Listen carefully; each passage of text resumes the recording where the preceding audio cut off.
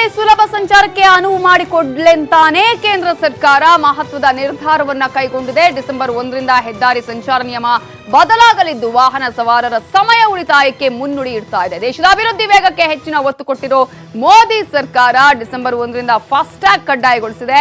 ಒಂದು ವೇಳೆ ಫಾಸ್ಟ್ಯಾಗ್ ಅಳವಡಿಸದಿದ್ರೆ ಟೋಲ್ಗಳಲ್ಲಿ ಡಬಲ್ ದಂಡ ಕಟ್ಟಬೇಕಾಗುತ್ತೆ. ದೇಶಾದ್ಯಂತ ಒಟ್ಟು 593 ಟೋಲ್ಗಳಿದ್ದು ಕರ್ನಾಟಕದಲ್ಲೇ 36 ಟೋಲ್ಗಳು ಕಾರ್ಯನಿರ್ವಹಿಸ್ತಾ ಇವೆ.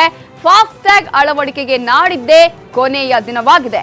ನೂತನ ನಿಯಮದಿಂದಾಗಿ ಡಿಜಿಟಲೀಕರಣ ಹಾಗೂ ಕ್ಯಾಶ್ಲೆಸ್ ವ್ಯವಹಾರಕ್ಕೆ ನಾಂದಿ ಹಾಡಲಿದೆ.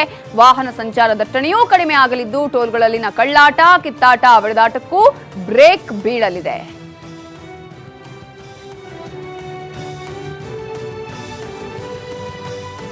ಹುಬ್ಬಳ್ಳಿಯ ಗಬ್ಬೂರು ಬಳಿ ಇರುವ ಟೋಲಲ್ಲಿ ಸದ್ಯಕ್ಕೆ ಫಾಸ್ಟ್ಯಾಗ್ ವ್ಯವಸ್ಥೆ ಜಾರಿಗೆ ಬರುವಂತಹ ಲಕ್ಷಣಗಳಂತೂ ಕಾಣಿಸ್ತಾ ಇಲ್ಲ. ಕಡ್ಡಾಯವಾಗಿ ಫಾಸ್ಟ್ಯಾಗ್ ಅಳವಡಿಸೋದಕ್ಕೆ ಕೇವಲ 3 ದಿನ ಮಾತ್ರ ಬಾಕಿ ಇದ್ರೂ ಇಲ್ಲಿ ರೀಡಿಂಗ್ ಯಂತ್ರಗಳ ಅಳವಡಿಕೆ ಸೇರಿದಂತೆ ಯಾವುದೇ ತಯಾರಿ ನಡೆದಿಲ್ಲ. ಇಲ್ಲಿ ನಂದಿ ಹೈವೇ ಡೆವಲಪ್ಮೆಂಟ್ಸ್ ಲಿಮಿಟೆಡ್ ಅವರು ಟೋಲ್ ಶುಲ್ಕ ಸಂಗ್ರಹಿಸುತ್ತಿದ್ದಾರೆ.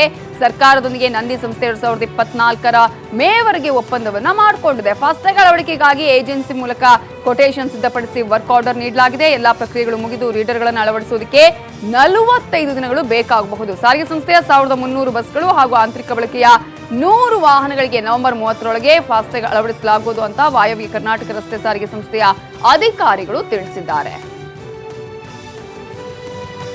ಇದೇ ಡಿಸೆಂಬರ್ 1ರಿಂದ ಜಾರಿಗೆ ಬರ್ತಾ ಇರುವ ಫಾಸ್ಟ್ಯಾಗ್ ವ್ಯವಸ್ಥೆಗೆ ಬಿಎಂಟಿಸಿ ಬಸ್ಗಳು ಕೂಡ ಒಳಪಡಲಿವೆ. ಸುಗಮ ಸಾರಿಗೆ ದೃಷ್ಟಿಯಿಂದ ಈ ವ್ಯವಸ್ಥೆ ಅತ್ಯುಪಯುಕ್ತವಾಗಿದೆ ಅಂತ ಸಾರ್ವಜನಿಕ ಸಂಪರ್ಕ ಅಧಿಕಾರಿ ದೀಪಕ್ ನ್ಯೂಸ್ 18 ಕನ್ನಡಕ್ಕೆ ತಿಳಿಸಿದ್ದಾರೆ.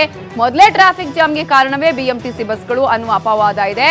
ಅಲ್ಲದೆ ಟೋಲ್ಗಳಲ್ಲಿ ಬಿಎಂಟಿಸಿ ಬಸ್ಗಳು ನಿಂತರೆ ಅದರಿಂದ ಟ್ರಾಫಿಕ್ ಜಾಮ್ ಆಗ್ತಾ ಇತ್ತು. ಅದಕ್ಕೆಲ್ಲ ಫಾಸ್ಟ್ಯಾಗ್ ಪರಿಹಾರವಾಗಿ ಪರಿಣಮಿಸಲಿದೆ ಅಂತ ದೀಪಕ್ ತಿಳಿಸಿದ್ದಾರೆ. ಅಂದಹಾಗೆ ಬೆಂಗಳೂರಿಗೆ ಸಂಪರ್ಕ ಕಲ್ಪಿಸುವ 7 ಟೋಲ್ಗಳ ಮೂಲಕ ಬಿಎಂಟಿಸಿಯ ಒಟ್ಟು 450 ಬಸ್ಗಳು ಹಾದು ಹೋಗಲಿದೆ. ಟೋಲ್ಗೆ ಬಿಎಂಟಿಸಿ ಪ್ರತಿ ತಿಂಗಳು 63 ಲಕ್ಷ ಹಣವನ್ನ ಇದಕ್ಕಾಗಿಯೇ ಪಾವತಿಸ್ತಾ ಇದೆ. ನ್ಯಾಷನಲ್ ಹೈವೇ ಅಥಾರಿಟಿಯಿಂದ ಒಂದು ಡಿಸೆಂಬರ್ 1ರಿಂದ ಫಾಸ್ಟ್ಯಾಗ್ ಕಡ್ಡಾಯ ಅಂತ ಮಾಡಿದ್ದಾರೆ.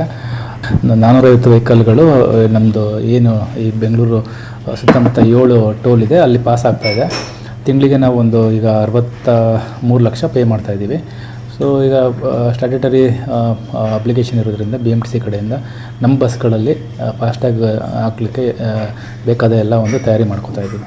ಇವಾಗ ಫಾಸ್ಟ್ಯಾಗು ವೆಹಿಕಲಲ್ಲಿ ಯಾವ ರೀತಿ ಅಂದರೆ ಒಂದು QR ಕೋಡ್ ಒಂದು ಸ್ಟ್ರಿಪ್ ಕೊಡ್ತಾರೆ. ಅಂದರೆ ಒಂದು ಅಕೌಂಟ್ ನಂಬರ್ ಇರ್ತದೆ. ಆ ಅಕೌಂಟ್ ನಂಬರಲ್ಲಿ ಮುಂಚೆ ನಾವು ಅದನ್ನು ಅಮೌಂಟ್ನ ರಿಚಾರ್ಜ್ ಮಾಡಬೇಕು. ರಿಚಾರ್ಜ್ ಮಾಡಿದ್ಮೇಲೆ ನಮ್ಮ ವೆಹಿಕಲಲ್ಲಿ ಪಾಸ್ ಆದಾಗ ಆ ವೆಹಿಕಲ್ದು ಅಮೌಂಟ್ ಅದು ಡಿಟೆಕ್ಟ್ ಆಗ್ತದೆ. ಒಬ್ಲಿಗೇಟ್ರಿಯಾಗಿ ಪೇ ಮಾಡಬೇಕು.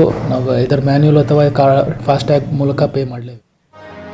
ಇಂದಿನಿಂದ ಬೆಂಗಳೂರಲ್ಲಿ ನ್ಯೂಸ್ 18 ಕನ್ನಡ ಆಯೋಜನೆ ಮಾಡಿರುವ ಕರುನಾಡ ಉತ್ಸವ 3 ದಿನಗಳ ಕಾಲ ನಡೆಯಲಿದೆ. ಯಶವಂತಪುರ ಬಳಿಯ ಮತ್ತಿಕೆರೆ ಜೆಪಿ ಪಾರ್ಕ್ ಅಲ್ಲಿ ಆಹಾರ ಮೇಳ ಹಾಗೂ ಸೈಟ್ ಮೇಳ ನಡೆಸಲಾಗುತ್ತಿದೆ.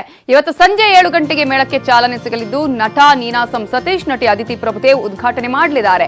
ಬಗೆ ಬಗೆಯ ಖಾದ್ಯಗಳು ಒಂದೇ ಸೂರಡಲ್ಲಿ ಸಿಗಲಿದ್ದು ರುಚಿ ರುಚಿಯ ಆಹಾರದ ಜೊತೆಗೆ ಸೈಟ್ ಕೊಳ್ಳುವವರಿಗೂ ಉತ್ತಮ ಅವಕಾಶ. ಆಹಾರ ಮೇಳಕ್ಕೆ ಬನ್ನಿ, ಹೊಸ ರುಚಿ ನೋಡಿ, ಸೈಟ್ ಕೊಳ್ಳುವ ಮನಸ್ಸಿದ್ರೆ ನಿವೇಶನವನ್ನ ನೆಮ್ಮದಾಗಿಸಿಕೊಳ್ಳಿ.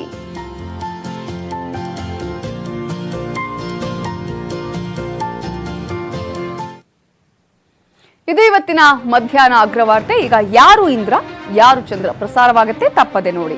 ನೋಡ್ತಾ ಇರಿ ನ್ಯೂಸ್ 18 ಕನ್ನಡ. ಜಾಲ ನಮ್ಮದು, ಬಲ ನಿಮ್ಮದು.